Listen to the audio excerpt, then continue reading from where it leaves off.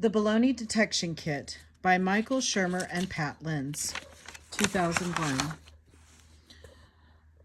The late astronomer Carl Sagan once said that science is the greatest baloney detection kit ever built. When my book, Why People Believe Weird Things, was first published in 1997, a year after Sagan's The Demon-Haunted World, professors around the country adopted both books and Skeptics magazines for courses in science and pseudosciences. Professors and teachers began using pseudoscience and the paranormal as a way to hook students into learning about how real science works. Sagan's 10 Tools for Baloney Detection. In The Demon-Haunted World, Carl Sagan suggests that some tools for skeptical thinking, unquote, these include: 1, whenever possible, there must be independent confirmation of the facts, unquote. 2, encourage substantive debate on the evidence by knowledgeable proponents of all points of view. 3, arguments from authority carry little weight. Authorities have made mistakes in the past. They will do so again in the future. Perhaps a better way to say it is that in science, there are no authorities. At most, there are experts. 4, spin more than one hypothesis. If there's something to be explained, think of all the different ways in which it could be explained. Then think of tests by which you might systematically disprove each of the alternatives. What survives the hypothesis that resists disproof in this Darwinian selection among, quote, multiple working hypotheses, unquote, has a much better chance of being the right answer than if you had simply run with the first idea that caught your fancy. 5, try not to get overly attached to a hypothesis just because it's yours. It's only a way station in the pursuit of knowledge. Ask yourself why you like the idea.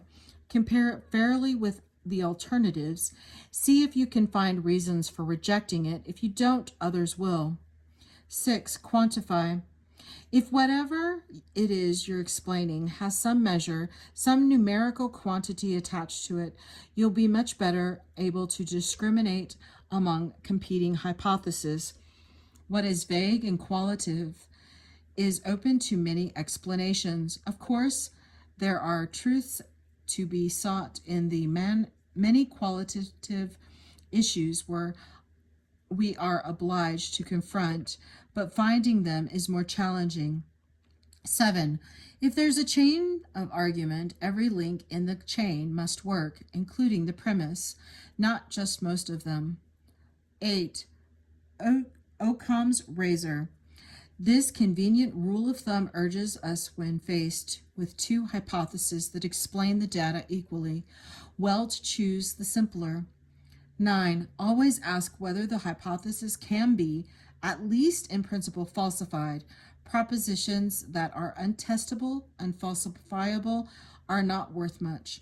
Consider the grand idea that our universe and everything in it is just an elementary particle, an electron, say, in a much bigger cosmos. But if we can never acquire information from outside our universe, is not the idea incapable of disproof? You must be able to check assertions out. Inveterate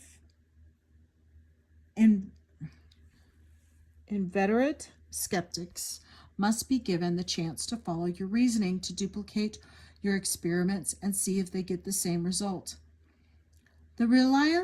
Number 10, the reliance on carefully designed and controlled experiments is key. We will not learn much from mere contemplation. It is tempting to rest content with the first candidate explanation we can think of. One is much better than none. But what happens if we can invent several? How do we decide among them? We don't. We let experiment do it. Shermer's 10 Questions for Baloney Detection. In 2000, I co-produced and co-hosted a 13-hour television series for the Fox Family Channel called Exploring the Unknown. The opening line of every episode is, "Things are not always what they seem when you are exploring the unknown," unquote.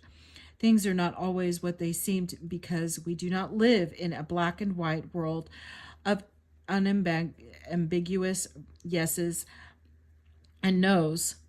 We are faced with what philosophers of science call a, quote, boundary problem.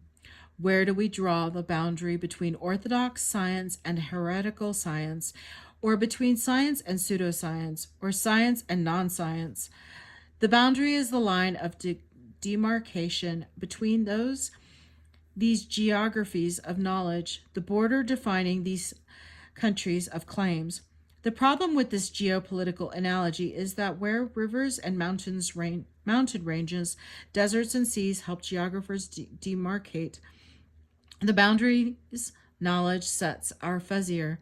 It is not always clear where to draw the line, whether a particular claim should be put into the set labeled science or pseudoscience will depend on both the claim and the definition of the set. But when we encounter a particular claim, there are some questions we can ask. 1. How reliable is the source of the claim? Scientists are usually reliable, pseudoscientists unreliable. As Daniel Kells showed so effectively in his book, The Baltimore Affair, in investigating possible scientific fraud, there is a boundary problem in detecting fraudulent signal within the background noise of mistakes and sloppiness that is normal part of the scientific process. The investigation of a particular set of research notes in a laboratory affiliated with Nobel laureate David Baltimore, I'm so sorry, and run by Imanashi Kari by an independent committee established by Congress to investigate potential fraud, revealed surprising numbers of mistakes. But science is messier than most people realize. Errors and sloppiness in raw data happen. The question is, can a distinction be made between intentional and unintentional distortion of the data and interpretations? Baltimore and Kari were exonerated when it became clear that there was no purposeful data manipulation.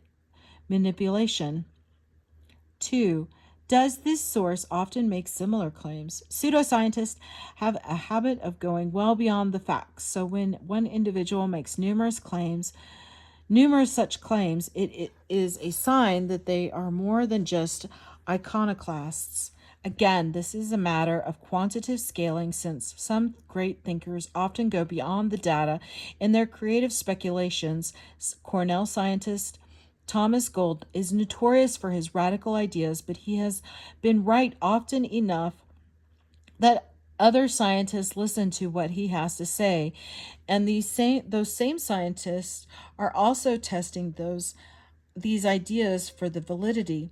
Gold's book, The Deep Hot Biosphere, for example, proposes the heretical idea that oil is not a fossil fuel at all, but the byproduct of a massive subterranean colony of bacteria living in rocks.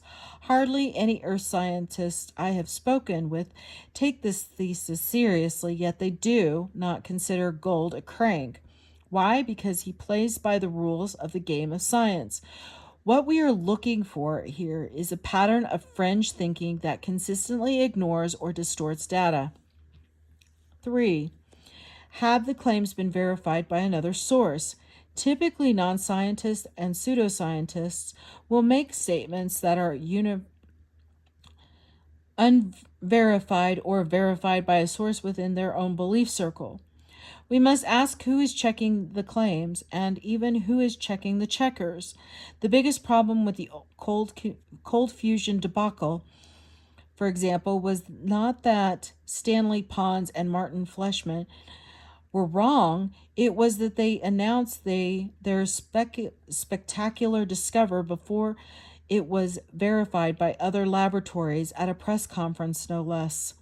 And worse, when cold fusion was not verified, anywhere they continue to cling to their belief in the phenomena despite the lack of evidence.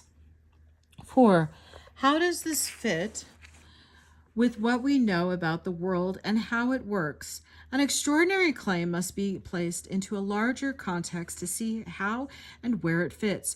When pseudo-archaeologists claim that the Sphinx was built over 10,000 years ago by an advanced race of humans because the Sphinx shows signs of water weathering that could not have happened after the end of the last ice age, they are not presenting any context for that earlier civilization. Where are the rest of the artifacts of those people? Where are their works of art, their weapons, their clothing, their tools, their trash? This simply not how history or archaeology works.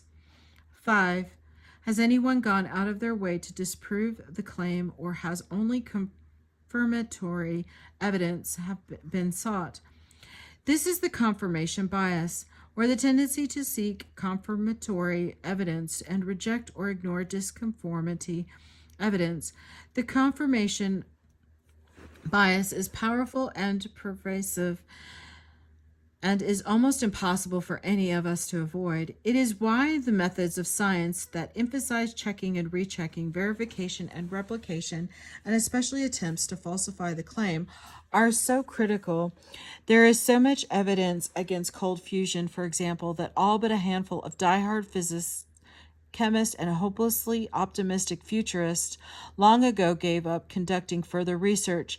Yet the purveyors of infinite energy, unquote, there is even a magazine of this title, cling to the slimmest of experimental results and blithely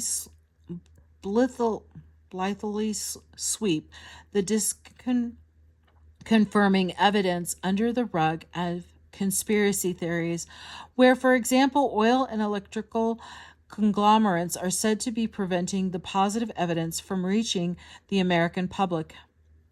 6. Does the preponderance of evidence converge to the claimant's conclusion or a different one? The theory of evolution, for example, is proven through a convergence of evidence from a number of independent lines of inquiry.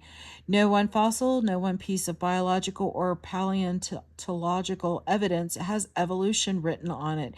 Instead, there is a convergence of evidence from tens of thousands of evidentiary bits that add up to a story of evolution of life.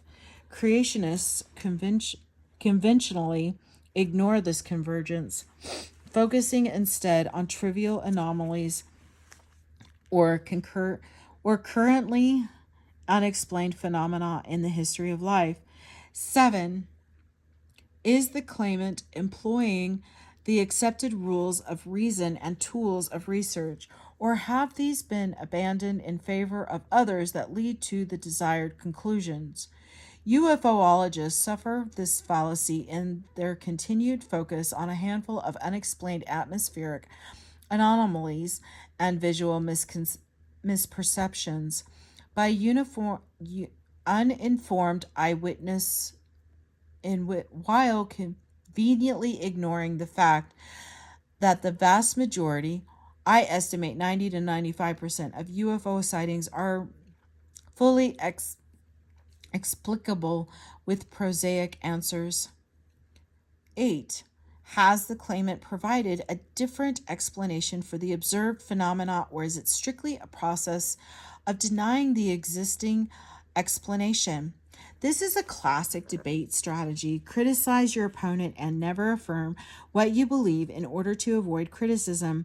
But this strategy is unacceptable in science. Proponents of the pyramids as being built by pre-Egyptians offer no evidence of just who these people are, and instead just pick out anomalies in the work of Egyptian archaeologists.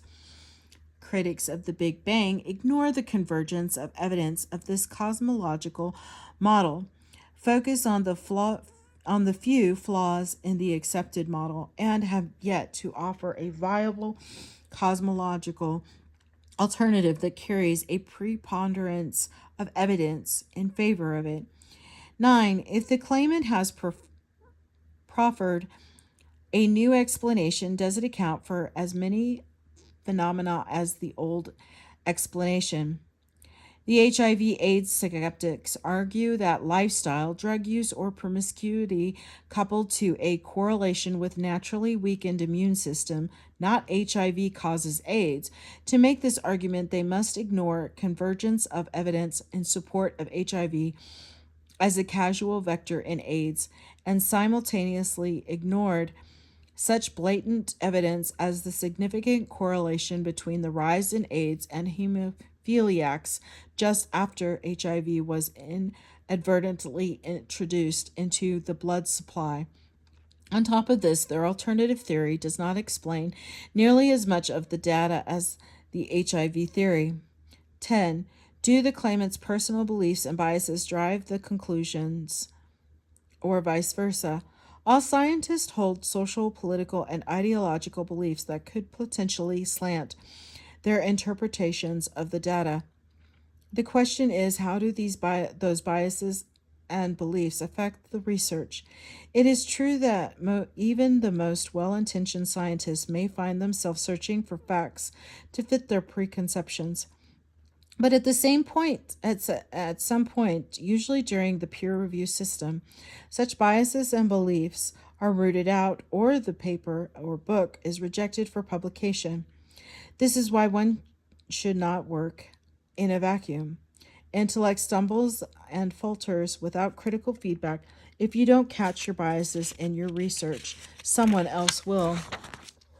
How thinking goes wrong. The 25 fallacies of thinking. Excuse me. In one of the most important books ever written on the philosophy of science, Sir Arthur Stanley Eddington made this observation in the philosophy of physical science. Quote, "For the truth of the conclusions of physical science, observations is a supreme court of appeal. It is that simple.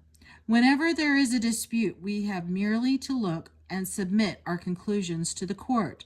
The decision will be obvious and indisputable. Of course, if it were really that easy, Eddington would not have had to write an entire book about it, covering all the problems scientists confront in the physical sciences. A relatively pure, unquote, enterprise compared to the biological and social sciences. The problem is that the court is staffed by illogical, emotional, ego-driven, culturally biased, and socially embedded observers. The observations never just speak for themselves. They are filtered through these fallible brains, and in the process, thinking can and often does go wrong. And not just for those pseudoscientists, paranormalists, and fringe belief inhabitants whose claim skeptics often take such delight in skewering the multitude-faceted fallacies of thinking, unfortunately apply to everyone, even the most rigorous and careful of scientists and skeptics. Even skepticism taken to an extreme can be an inhibitor to creative and critical thinking. Thus, it is useful to exercise for us to re-examine these various ways that our thinking can go wrong. Problems in scientific thinking. Theory and influences observations. Number 1. In his quest to understand the physical world, Werner Heisenberg concluded, quote, "What we observe is not nature itself, but nature exposed to our method of questioning." Unquote. This is especially true in quantum mechanics, where the, quote, Copenhagen interpretation of quantum action states that a probability function does not prescribe a certain event, but describes a continuum of possible events until a measurement interferes with the isolation of the system and a single event is actualized, unquote. The Copenhagen interpretation eliminates the one-to-one correlation between theory and reality. The theory in part constructs the reality Reality exists independent of the observer, of course, but our perceptions of it are highly influenced by the theories through which we examine it. Philosophers thus say that science is theory laden, unquote. Eddington put it this way: suppose an artist puts forward the fantastic theory that the form of a human head exists in a rough shaped block of marble. All our rational instinct is roused against such an anthropomorphic speculation. It is inconceivable that nature should have placed such a form inside the block. But the artist proceeds to verify his theory experimentally with quite rudimentary apparatus, too. Merely using a chisel to separate the form for our inspection, he triumphantly proves his theory. This is not only in the physical sciences, but in all observations made of the world. When Columbus arrived in the New World, he had a mental model that he was in Asia and proceeded to interpret it as such. Cinnamon was a valuable Asian spice, so first New World shrub that smelled like it. It was declared to be it. When he encountered the aromatic gumbo limbo of the West Indies, Columbus concluded it was an Asiatic species similar to the mastic tree of the Mediterranean. A New World nut was mistaken for Marco Polo's description of a coconut. Even Columbus's surgeon declared that the Caribbean roots his men had uncovered were Chinese rhubarb. A theory of Asia produced observations of Asia, even though Columbus was half a world away. Such is the power of a wrong theory to deceive our senses and our mind. 2. The observer changes the observed. Physicist John Archibald Wheeler once noted the change in thinking that quantum mechanics had wrought in our understanding of nature.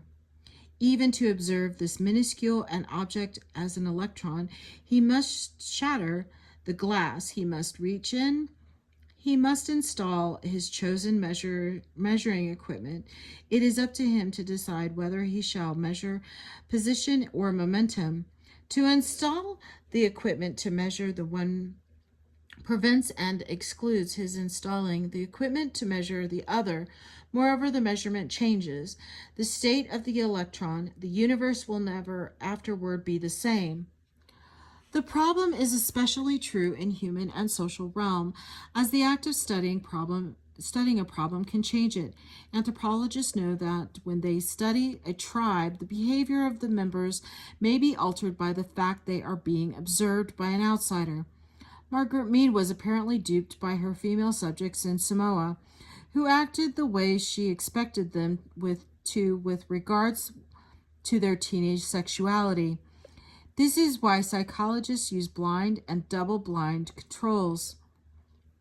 If subjects know what experimental conditions they are being subjected to, they may alter their behaviors, or if the psychologist knows which group they are in, he or she may perceive the behavior to be appropriate for the condition. Lack of such controls is often found in tests of paranormal powers and is one of the classic ways that thinking goes wrong in the pseudosciences. 3. Equipment construct results. The type of equipment used and the manner in which the experiment is conducted very much determines the results. The size of the telescopes throughout history, for example, have shaped our theory of the size of the universe. Hubble's 60-inch and 100-inch telescopes on Mount Wilson in Southern California, for example, provided the seeing power for Hubble to determine individual stars in other galaxies, thus proving that those fuzzy objects called nebulae that were thought to be in our own galaxy were actually separate galaxies. In the 19th century, Cranimetry defined intelligence as brain size and measured it as such. Today, intelligence is defined by the IQ test. To illustrate the problem, Eddington presented this clever analogy. Let us suppose that an ichthyologist is exploring the life of the ocean. He casts a net into the water and brings up a fishy assortment. Surveying his catch, he proceeds in the usual manner of a scientist to systematize what it reveals. He arrives at two generalizations. 1. No sea creature is less than 2 inches long. 2. All sea creatures have gills. In applying this analogy, the catch stands for the body of knowledge which constitutes physical science, and the net for the sensory and intellectual equipment which we use in obtaining it. The casting of the net corresponds to observations. An onlooker may object that the first generalization is wrong. There are plenty of sea creatures under 2 inches long. Only your net is not adapted to catch them, unquote. The ichthyologist dismisses this objection contemptuously. Quote, anything uncatchable by my net is ipso facto outside the scope of the ichthyological knowledge, and is not part of the kingdom of fishes which has been defined as the theme of the ichthyological knowledge. In short, what my net can't catch isn't fish, unquote. Likewise, what my telescope can't see isn't there, and what my test can't measure isn't intelligent. 4. Problems in pseudoscientific thinking. 4. Anecdotes do not make science. Anecdotes, stories recounted in support of a claim, do not make a anecdote. Stories recounted in oh my goodness gracious, I'm so sorry. Do not make a science. I didn't mean to read that twice. Without corroborative evidence from other sources or physical proof of some sort, 10 anecdotes are no better than 1, and 100 anecdotes are no better than 10. Anecdotes are stories told by biases and selective human storytellers. Farmer Bob in Puckerbrush, Kansas, may be an honest church-going family man, but we need concrete physical evidence of an alien spacecraft or alien bodies, not a story about landings and abductions at 3 a.m. on a deserted farm road. Likewise, with many medical claims, I do not care if your Aunt Mary's cancer was cured by watching Marx Brothers movies or taking liver extract from castrated chickens. It might have gone into remission on its own, which some cancers do. Or it might have been misdiagnosed, or. What we need are controlled experiments, not anecdotes. We need 100 subjects with cancer, all properly diagnosed, 25 of whom watch Marx Brothers movies, 25 of whom watch Alfred Hitchcock movies, 25 of whom watch the news, and 25 of whom watch nothing. Then we need to deduct the average rate of remission for this type of cancer, and then do a data analysis to determine if there is a statistically significant difference between any of the groups. If there is, which would be extraordinary, we better get confirmation from other scientists who conduct their own experiments, separate from ours, before we hold a press conference to announce the cure for cancer. 5. Scientific language does not make science. Packaging a belief system in the facade of science, using the language and jargon as in, quote, creation science, unquote, means nothing without evidence, experiment, or corroboration. Because science is such a powerful system in our society, those who wish to gain respectably but do not have evidence do an end run around this problem by trying to look and sound the part. Here is a classic example from a New Age column in the Santa Monica News. This planet has been slumbering for cons, and with the inception of higher energy frequencies, is about to awaken in terms of consciousness and spirituality. Masters of limitation and masters of divination use the same creative force to manifest the realities. However, one moves in a downward spiral and the latter moves in an upward spiral, each increasing the resonant vibration inherent in them. How's that again? I have no idea what this means, but it has the language components of a physics experiment, higher energy frequencies, downward and upward spirals, unquote, and resonant vibration. These things mean nothing without precise and operational definitions. How do you measure the planet's higher energy frequencies or the resonant vibration of these masters of divination? For that matter, what is a master of divination? 6. Bold statements do not make true claims. A red flag that something is pseudoscientific is when outrageous claims are made for its power and veracity, especially when supportive evidence is lacking.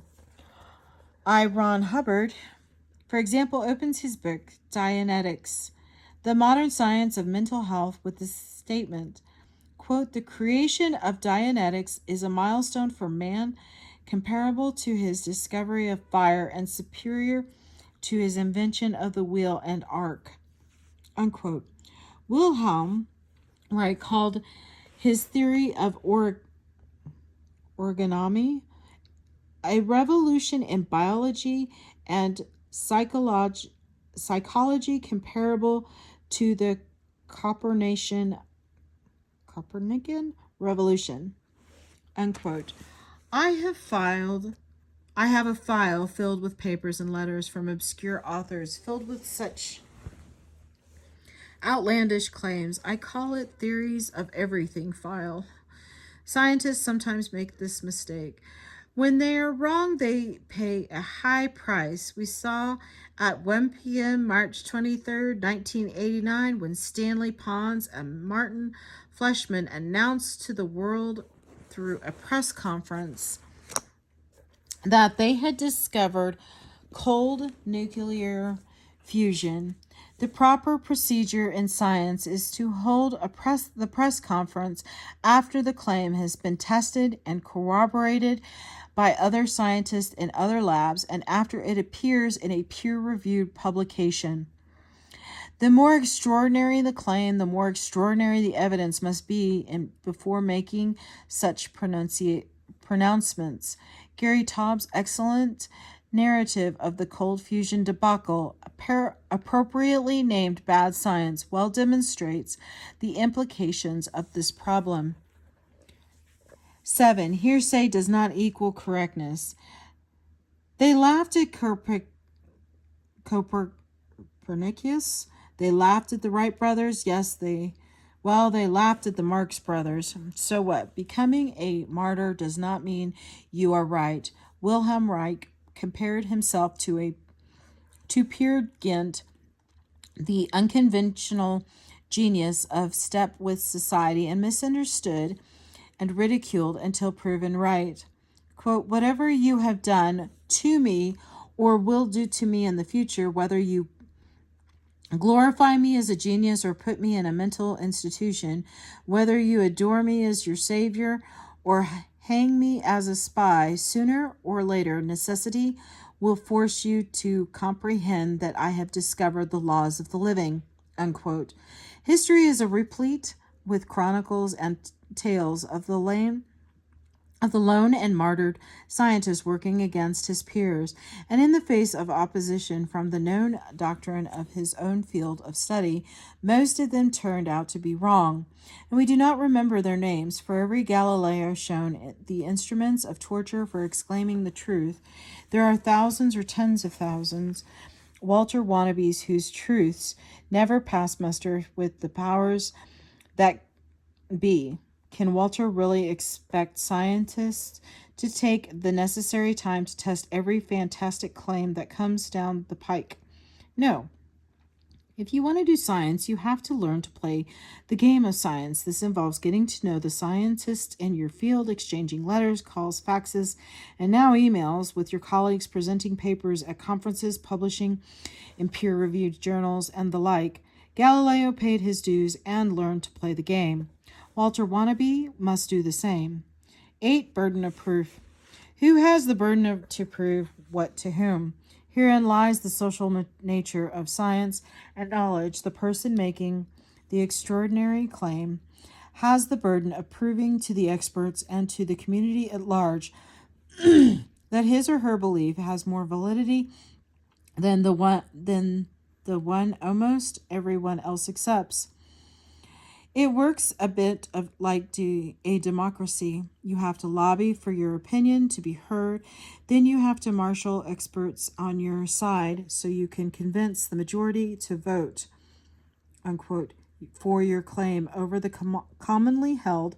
Finally, when you are in the majority, the burden of proof switches to the outsider who wants to challenge you with his or her unusual claim.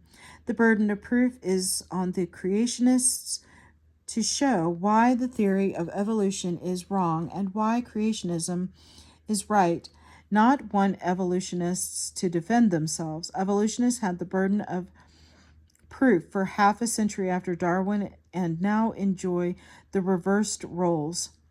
The burden of proof is on the Holocaust revisionists to prove the Holocaust did not happen, not on Holocaust historians to prove that it did. The burden of proof is on Eric Lerner to prove the Big Bang never happened, not on cosmologists to prove that it did, though this has only very recently made the shift. This is the price you pay for being an outsider, regardless of whether you are right or wrong. 9. Rumors do not equal reality. Classic fallacy. I read somewhere that, or I heard that from someone that, before long the rumor becomes reality as it is passed from one person to person, usually by word of mouth, without the necessity of supportive evidence. Rumors like urban legends, unquote, may be right, of course, but they usually are not. Even if they do make for great tales, what teenage boy did not tell his date on Lover's Lane, the, quote, true story of the escaped maniac with a prosthetic hook who haunted that very parking spot, with the added ending that one couple, when they returned home, found a book dangling from the passenger door handle, or the vanishing hitchhiker, quote, story where hitchhiking woman vanishes from the car in which she was picked up, whereupon the driver who had lent her his jacket discovers that she had died that same day the year before. He then discovers his jacket on her grave. There are many modified versions of these stories, but the core remains the same. At a dinner I once hosted for Stephen Jay Gould, the Caltech historian of science, Dan Kelves related a story he suspected was apocryphal about two students who took a ski trip before their final exam but did not get back in time because the evening activities extended well into the night. He told their professor that they got a flat tire, so he gave them the final the next day. Placing the two students in separate rooms, he asked them just two questions. One, quote, for 5 points, what is the chemical formula of water? 2, for 95 points, which tire? Both Gould and Carol Tavares, also at the dinner, suspected it was an urban legend because they had heard a vaguely similar story. The next day I repeated the story to my students, 3 of whom simultaneously blurted out, which tire, unquote, before I could give the punchline. They heard the story in high school. Urban legends spread far, wide, and fast. The following are examples of rumors that, in fact, have no bias in truth. The secret ingredient in Dr. Pepper is prune juice. A woman accidentally killed her poodle by drying it in the microwave oven. Paul McCartney died and was replaced by a lookalike. Giant alligators live in the sewers in New York City. The moon landing was faked and filmed in a Hollywood studio. George Washington had wooden teeth. False teeth were made of ivory or walrus tusk. The number of stars inside the P on Playboy's magazine cover indicates how many times publisher Hugh Hefner had sex with the centerfold. It was actually just a distribution code. A flying saucer crashed in New Mexico, and the bodies of ETs are being kept by Air Force in a secret warehouse. There are thousands more like these that are titillating to consider but should not be taken seriously without confirming evidence. 10. Unexplained is not inexplicable. Oh my goodness gracious, I'm so sorry. Most people are overconfident enough to think that if they cannot explain something, it must be inexplicable, and therefore a true mystery of the paranormal. There is nothing more amusing than an amateur archaeologist declaring that because he cannot figure out how the pyramids were built, that they must have been constructed by space aliens. Even those who are more reasonable at least think that if the experts cannot explain something, it must be inexplicable. This is often seen in the performance of seemingly possible feats, such as the bending of spoons, firewalking, or mentally telepathy, which are thought to be of a paranormal or mythical nature because most people cannot explain them. And when they are explained, most people respond with a, quote, yes, of course, or that's obvious once you see it. Firewalking is a case in point. People speculate about supernatural powers over pain and heat, or mysterious brain chemicals secreted to block the pain and prevent burning. The simple explanation is that the capacity of light and fluffy coals to contain heat is very low, and the conductivity of the heat from the light and fluffy coals to your feet is very poor. As long as you don't stand around on the coals, you will not get burned. Think of a cake in a 450-degree oven. The air, cake, and pan are all 450 degrees. Only the metal pan will burn your hand because the air and cake are light and fluffy and have a low heat capacity and conductivity. This is why magicians do not tell their secrets. Most of their tricks are extremely simple, and knowing them takes the magic out of the trick. There are many genuine unsolved mysteries in the universe, and it is okay to say, we do not yet know, but someday, perhaps we will, unquote. Failures and rationalized. In science, the value of negative findings, failures cannot be overemphasized. Usually they are not wanted, and often they are not published. But most of the time, failures are how we get closer to the mark of the truth. Honest scientists will admit mistakes because they know that other scientists will publicize their errors, especially since they have had their share as well. Not so with pseudoscientists. Failures are ignored or more often rationalized, especially when exposed. If they are caught cheating, they claim that their powers usually work. But when pressured to perform on TV or in a laboratory, just this time they had to cheat. If they simply fail to perform, they claim any number of creative reasons. Too many controls and inexperience cause negative results. The powers do not work in presence of skeptics. The powers do not work in the presence of electrical equipment, where the powers come and go, and this is one of those times. They went. Finally, they claim if skeptics cannot explain everything, then there must be something paranormal. Falling into the unexplained is not inexplicable fallacy. It is rare for any of us to say, quote, I was wrong, unquote. Rationalizing is less painful to the ego. 12. After the fact reasoning. I'm so sorry. Okay. Also known as the post hoc ergo propter hoc. This fallacy is related to the coincidences are not causation fallacy, where the reasoning is literally after this, therefore, because of this.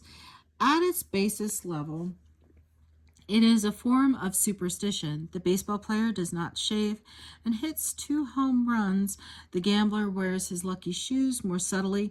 Scientific studies can fall prey to this fallacy. 1993, a study found that breastfed children had higher IQs. There was much clamor over what in mother's milk increased intelligence. Mothers who bottle fed their babies were made to feel guilty. But soon after, researchers began to wonder if perhaps breastfed babies were attended differently. Did nursing mothers spend more time with their babies, and was motherly attention the cause of higher intelligence? As David Hume taught us correctly, the fact that 2 events follow each other in sequence does not mean they are connected casually. Correlation does not mean causation. 13. Coincidence. Coincidences are a type of contingency, a conjuncture of 2 or more events without apparent design. When our minds makes a connection that seems improbable, there is a tendency to think something mysterious or paranormal is at work. You go to the phone to call your friend Bob. The phone rings and it is Bob. You think, wow, what are the chances? This could not have been more a mere coincidence, but maybe Bob and I are communicating telepathically, unquote. Most people have a very poor understanding of the laws of probability. Gamblers will win 6 in a row and think they are on a, quote, hot streak. Or they will think they are due to lose, unquote. They have just predicted both possible outcomes, a fairly safe bet. The probability of 2 people having the same birth date in a room of 30 people is 71%. Yet most would be shocked to find such a coincidence, unquote, and think something mysterious was at work.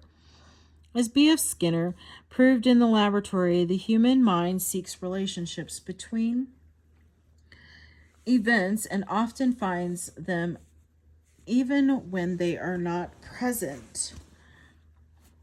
Slot machines are based on Skinnerian principles of intermittent reinforcement. The dumb human, like the dumb rat, only needs an occasional reinforcement to keep pulling the handle.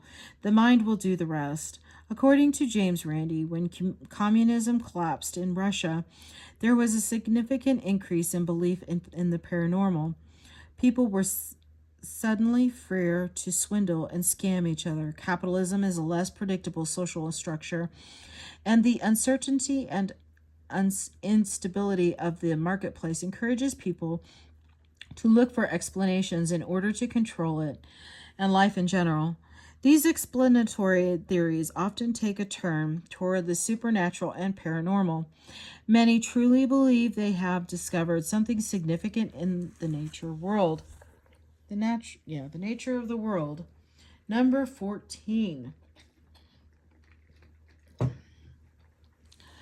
Representativeness. Seemingly unusual events must be considered for their representativeness of that class of the phenomena. In the case of the Bermuda Triangle, unquote, where ships and planes mysteriously disappear, there is an immediate assumption that something strange or alien is at work. But we must consider how representative the event is in that area. There are far more shipping lanes in the so-called Bermuda Triangle, unquote, than in surrounding areas, so accidents and mishaps are more likely to happen in such an area. As it turns out, there are actually fewer accidents in the Bermuda Triangle per rate of traffic than the surrounding areas, so these areas should be called perhaps the non-Bermuda Triangle, unquote. Similarly, in investigating haunted houses, we must have a baseline representative measure of noises, creaks, and other events before we can say that an occurrence is unusual and therefore mysterious. I used to hear rapping sounds in the walls of my house. Ghost? Nope. Bad plumbing. I occasionally hear scratching sounds in my basement. Poltergeist? Nope. Rats. One would be well advised to first rule out worldly explanations before turning to other worldly ones. Logical problems in thinking. Number 15, emotive words and false analogies. Emotive words are used to provide emotion and obscure rationality.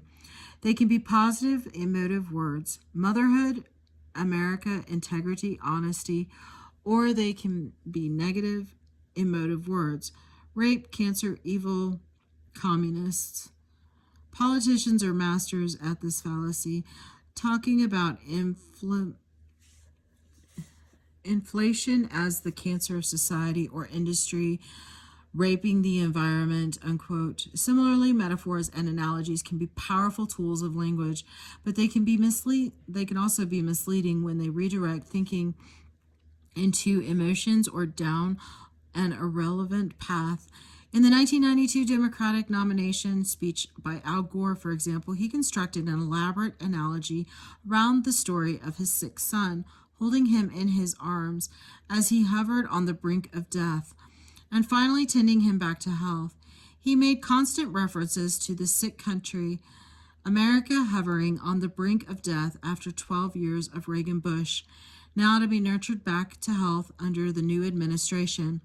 It's a powerful tool of language that can cut both ways, for or against. 16. Ad ignorantium. This is an appeal to ignorance or lack of knowledge and is related to the burden of proof, and unexplained is not inexplicable fallacies where someone might argue that if you cannot disprove a claim, it must be true. For example, if you cannot prove there is not psychic power, then there must be. The absurdity of this argument would be clear if one argued that if you cannot disprove Santa Claus, then he must exist. You can also argue the opposite in a similar manner. If you cannot prove Santa Claus, then he does not exist. Proof comes from a positive evidence in a supportive claim of a claim, not lack of evidence for or against a claim. In either case, an appeal to ignorance gets us no closer to the truth. 17. Ad hominem and to Kyoki, I think so. Sorry. Literally, to the man. And you are another. These fallacies misdirect thinking from the idea that to the person holding the idea, and in defensive posture to accuse the accuser of the same thing.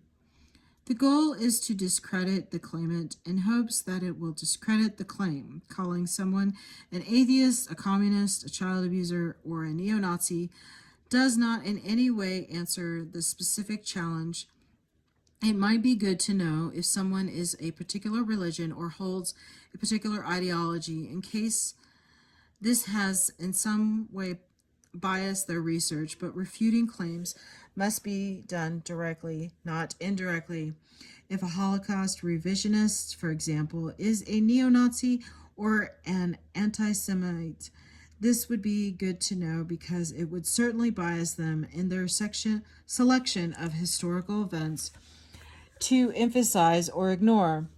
But if they are making the claim, for example, that Hitler did not have a master plan for the extermination of the European Jewry, to just say, oh, he is saying that because he is a neo-Nazi, unquote, does not refute the argument. Either Hitler had a master plan or he did not. And this question can be settled historically, similarly with Koki. If someone accuses you of cheating on your taxes, to answer, quote, well, so do you, unquote, is not an explanation, although it might be construed as a reasonable defense against an ad hominem attack. Try that at your next audit. Number 18, hasty generalization. In logic, the hasty generalization is a form of improper induction. In life, it is called prejudice. In either case, conclusions are drawn before the facts warrant it. Because our brains evolved to be constantly on the alert to find connections between events and underlying causes of phenomena to help us survive, this fallacy is one of the most common of all. A couple of bad teachers are generalized to an unworthy school.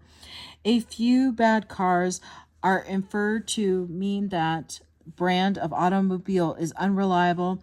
A handful of members of a group are used to judge the entire group in science. We must gather as much information as possible before announcing our conclusions. This is why Alfred Kinsey collected data on over 10,000 men and women before releasing his startling conclusions about human sexual behavior. Kinsey has been accused of many things, but hasty generalization is not one of them. 19. Over-reliance on authorities. Similar to the genetic fallacy, but broader in scope, we tend to rely heavily on authorities in our culture, especially if they are considered to be highly intelligent. The IQ score has taken on nearly mystical proportions of power in the last half century, but as James Randi notes, the possession of a high IQ often has little to do with one's ability to function as a rational human being, unquote. As an example, Randi notes that belief in the paranormal is not uncommon among Mensa members, representing the top 2% of the population, with some arguing that their PSIQ is also superior.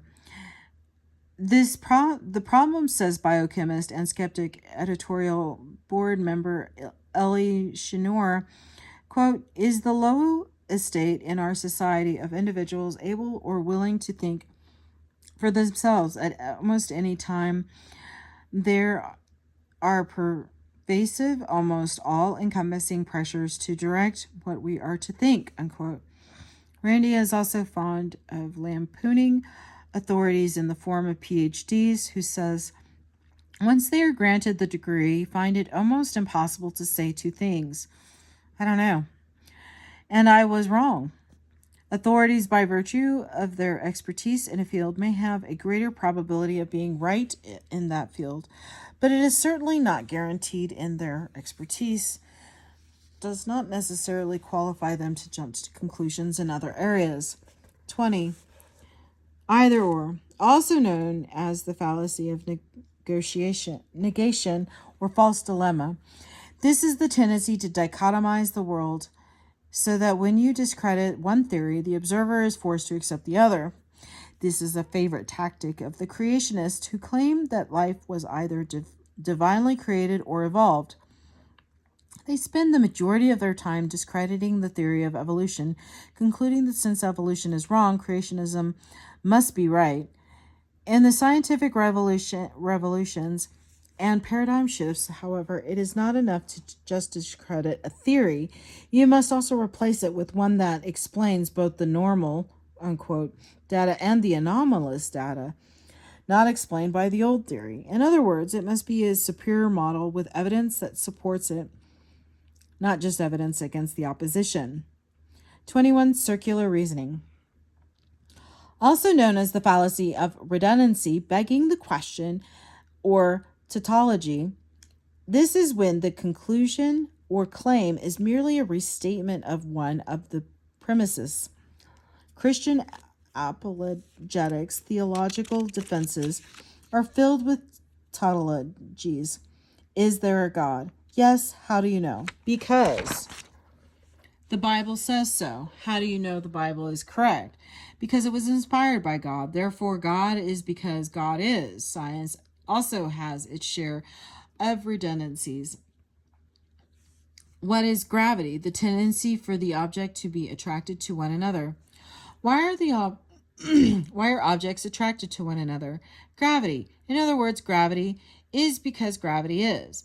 The problem is in definitions, which are difficult to make without being tautological in your thinking. Why does Mother Teresa do such good work for others?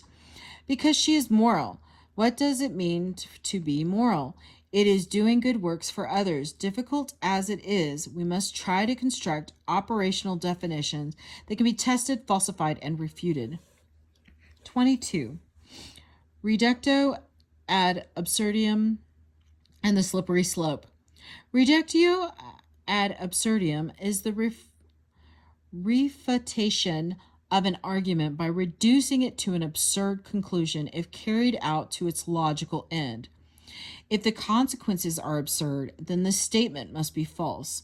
That is not necessarily so, though sometimes this is a useful exercise in critical thinking, because often this is a way to discover if a claim has validity, especially if the actual reduction can be run to find out. Similarly, with the slippery slope fallacy, where one thing leads ultimately to another so extreme that the first step should never be taken. For example, eating Ben and Jerry's ice cream will cause you to put on weight. Putting on weight will make you overweight. Soon you will weigh 350 pounds and die of heart disease. Eating Ben and Jerry's ice cream leads to death. Don't even try it. Certainly eating Ben and Jerry's ice cream may lead to obesity and could possibly, in very rare cases, cause someone to balloon up to 350 pounds, but this is quite unlikely. The consequence does not necessarily follow from the premise. Psychological problems in thinking. 23. Effort inadequacies and the need for certainty, control, and simplicity. Most of us, most of the time, have a desire for certainty